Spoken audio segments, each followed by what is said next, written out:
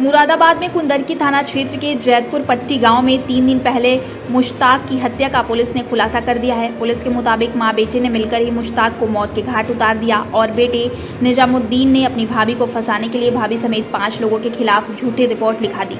आपको बता दें 13 सितंबर की रात कुंदरकी थाना क्षेत्र के जैतपुर पट्टी गांव में घर में ऊपर के कमरे में सो रहे बुजुर्ग मुश्ताक की गला रेतकर हत्या कर दी गई थी, जिसका खून से लथपथ शव बिस्तर पर पड़ा मिला था और घर का सामान बिखरा हुआ था।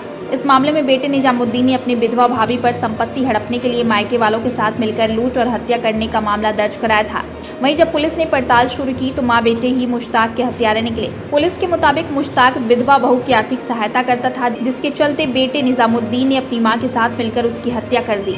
उसके बाद निजामुद्दीन ने अपनी ही भाभी को फंसाने के लिए झूठी रिपोर्ट लिखा दी थी। 2022 को करीब सुबह मॉर्निंग में 5 बजे के लगभग एक पुलिस को थाना कुंदरकी में सूचना मिली कि उनके जो बेटे थे रियाजुद्दीन, उन्होंने सूचना दी कि उनके पिता की, उनकी भाभी और उनके घर वालों ने गर्दन काटकर हत्या कर दी है और वो हत्या करके फरार हो गए। तो पुलिस मौके पर पहुंची तो शव का मुआयना किया और फॉरेंसिक टीम बुलाई। उसके बाद में हमने पोस्टमार्टम के लिए शव को भेजा। उसके बाद में घर वालों से पूछताछ की तो उनका बेटा उस वक्त मौके पर रियाजुद्दीन था, निजामुद्दीन था और उनकी माता जिनका नाम है शकीला और उनकी जो निजामुद्दीन की वाइफ है, उनसे पूछताछ की तो सबके बयानों में विसंगतता पाई जा रही थी।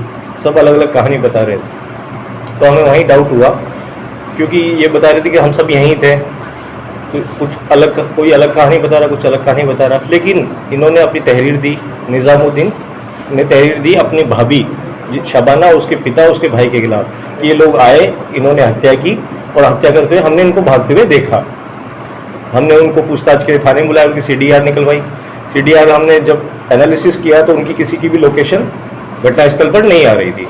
फिर हमारा शक घर वालों पर ही गया क्योंकि घर इस तरह से बंद था कि उसमें कोई जल्दी से बाहर का आदमी एंटर नहीं कर सकता था। इन्होंने ये भी बताया बयान में कि घर अंदर से ताला लगा हुआ था गेट का।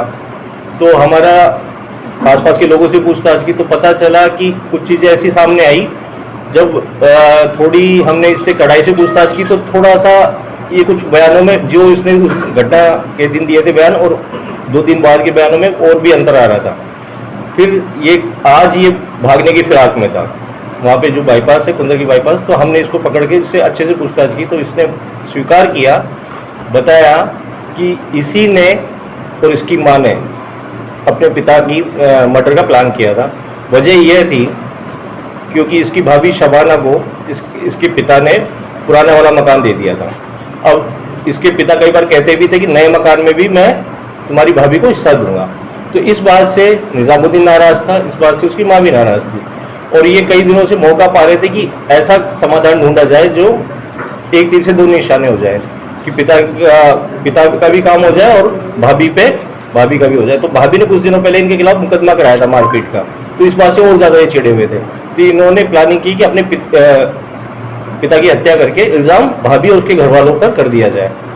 तो इन्होंने पूरा प्लान करके उनको मौका मिला 13 तारीख को। घर में उस दिन 3 लोग थे, निजामुद्दीन, उसकी माँ और निजामुद्दीन की वाइफ। निजामुद्दीन की शादी 3 महीने पहले हुई थी। तो इसने निजामुद्दीन ने बताया कि मैंने अपनी वाइफ का कमरा बंद किया और माँ को जगाया और मैंने चद्दर ओढ़कर मैं ऊपर गया। वहाँ पे जाकर मैंने छुरी से अपने पिता की गर्दन रेती। उसके बाद छुरी को ढेरा के पास किनारे पे वहाँ छिपा के रख दिया और चद्दर माँ को दे दी। माँ ने चद्दर वो खेत में भगा दी, उसको छुपा दिया, खेत में भगाकर छुपा दिया। बाद में जब उसकी निशानदेही पे पुलिस मौके पे पहुंची, सारी चीज़ दोनों बरामद की, चद्दर भी बरामद की, छुरी भी बरामद की।